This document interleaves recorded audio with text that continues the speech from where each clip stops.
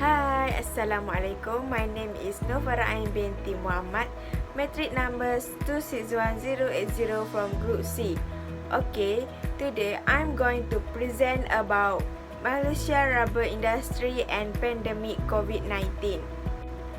The production of rubber and product made of rubber is a large and diverse industry.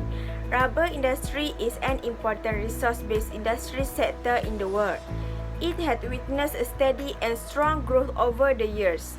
Because of the wide application of rubber in both tire and non-tire application, the present scenario as well as the future of the rubber industry is tied to the global economy. A bit history of rubber industry. Rubber was introduced by British colonies to Singapore in 1877 via Brazil, Kew Gardens in London and Sri Lanka.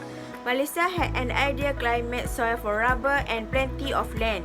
Production increased dramatically after 1890s when there was a huge surge in demand for rubber.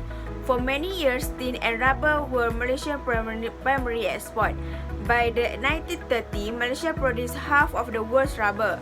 Many of the Chinese and Indian that live in Malaysia today are descendants of laborers brought to work on the rubber plantation. For the most part, the plantations were owned by European owners.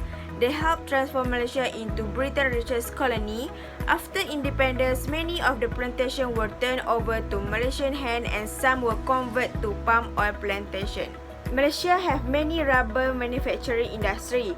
Latex-based products made in Malaysia include gloves other than surgical glove, new tires, latex thread, tube, pipes and hoses, catheters, condoms, seals and gaskets from products, procured thread, floor covering and mats, fenders and structural bearing.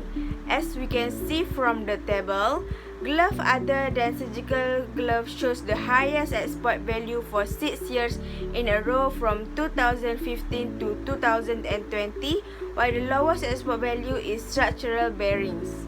The Department of Statistics Malaysia today released monthly rubber statistic Malaysia in September 2021.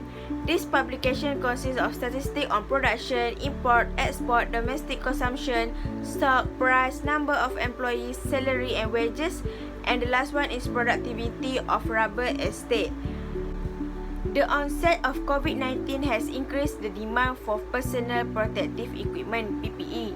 This will continue to rise and the World Health Organization (WHO) estimated that some 89 million medical masks along with 76 million examination gloves and 1.6 million medical goggles are needed each month to respond to the pandemic.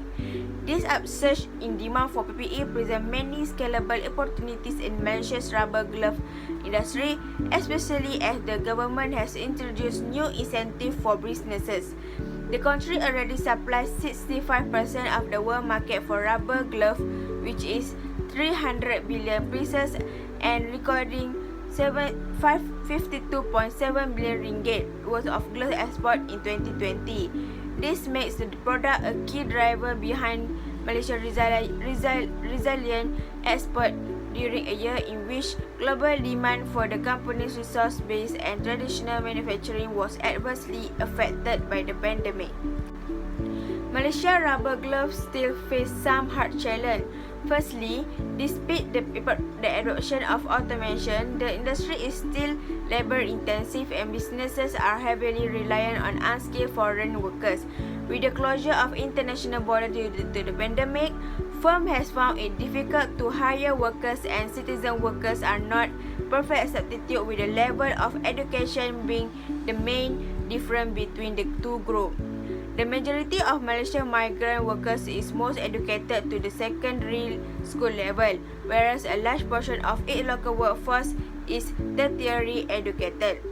Further, containment measures triggered by infection hotspots in factories and worker dormitories have led to the repeated suspension of the operation and thus highlight the risk to output.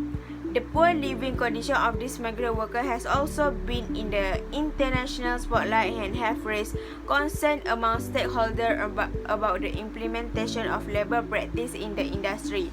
Expectations in Malaysia's rubber industry remain high. The glass sector, on the other hand, has the potential to expand due to the ongoing demand from both domestic and foreign markets.